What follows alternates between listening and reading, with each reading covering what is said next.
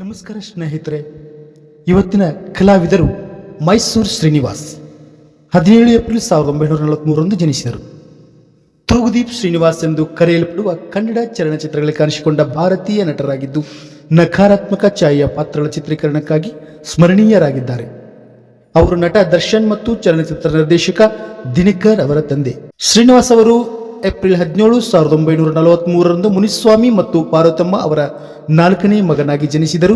ಅವರಿಗೆ 8 ಜನ ಒಡಹುಟ್ಟಿದವರು ಇದ್ದರು.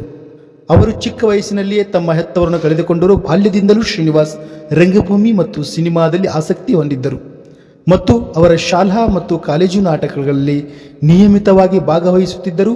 ಈ ನಾಟಕಗಳಲ್ಲಿ ಒಂದರ ಸಮಯದಲ್ಲಿ ಅವರು ಮತ್ತೊಬ್ಬ ರಂಗಭೂಮಿ ಕಲಾವಿದ MP ಶಂಕರ್ ಅವರ ಗಮನ ಸೆಳೆದರು. ನಂತರ ಅವರು ಅವರೊಂದಿಗೆ ಅನೇಕ ಕನ್ನಡ ಚಲನಚಿತ್ರಗಳಲ್ಲಿ ನಟಿಸಿದರು.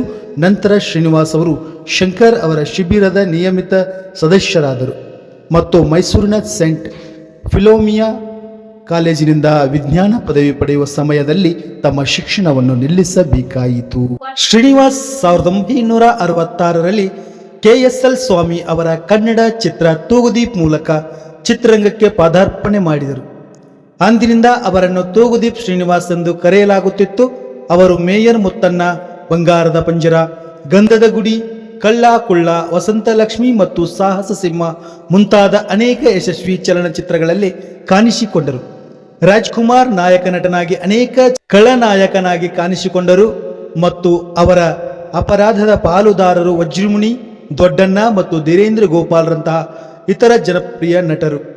1984ರ ರಾಮಾಪುರದ ರಾವಣ ಚಿತ್ರದಲ್ಲಿ ಶ್ರೀನಿವಾಸ್ ಪ್ರಮುಖ ಪಾತ್ರದಲ್ಲಿ ಕಾಣಿಸಿಕೊಂಡರು. ಸಿಪಾಯಿ ರಾಮು, ಕಿರಿಕನ್ಯೆ ಮತ್ತು ಭಾಗ್ಯವಂತರು ಮುಂತಾದ ಚಿತ್ರಗಳಲ್ಲಿನ ಪಾತ್ರಗಳಿಗೆ ಅವರು ಮೆಚ್ಚುಗೆ ಪಡೆದರು.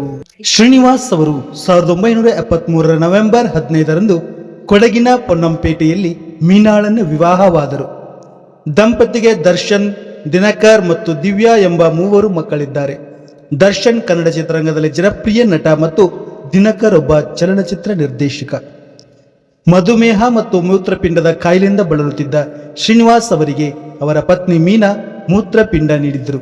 ಆದಾಗ್ಯೂ ಅವರು 1995ರ ಅಕ್ಟೋಬರ್ 16ರಂದು 52ನೇ ವಯಸ್ಸಿನಲ್ಲಿ ತೀವ್ರ ಹೃದಯಾಘಾತದಿಂದ ನಿಧನರಾದರು.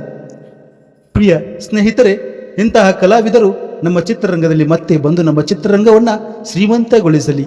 ಇಂತಹ ಕಲಾವಿದನಿಗೆ ನಮ್ಮ ಅನಂತ ಕೋಟಿ ನಮನಗಳನ್ನು ಸಲ್ಲಿಸುತ್ತಾ, ಪ್ರಿಯ ಸ್ನೇಹಿತರೆ, ಈ ಮಾಹಿತಿ ನಿಮಗೆ ಇಷ್ಟ ಆಗಿದ್ರೆ ಈ ನಮ್ಮ ಚಾನಲ್ನ ಲೈಕ್ ಮಾಡಿ, ಶೇರ್ ಮಾಡಿ, ಕಮೆಂಟ್ ಮಾಡಿ, ನಮ್ಮ ಚಾನಲ್ನ ಸಬ್ಸ್ಕ್ರೈಬ್ ಮಾಡಿ ಅಂತ ಹೇಳ್ತಾ ನಮಸ್ಕಾರ ಸ್ನೇಹಿತರೆ. ಮತ್ತೆ ಮುಂದಿನ ಮತ್ತೊಬ್ಬ ಕಲಾವಿದರೊಂದಿಗೆ ಭೇಟಿ ಆಗ್ತೀನಿ.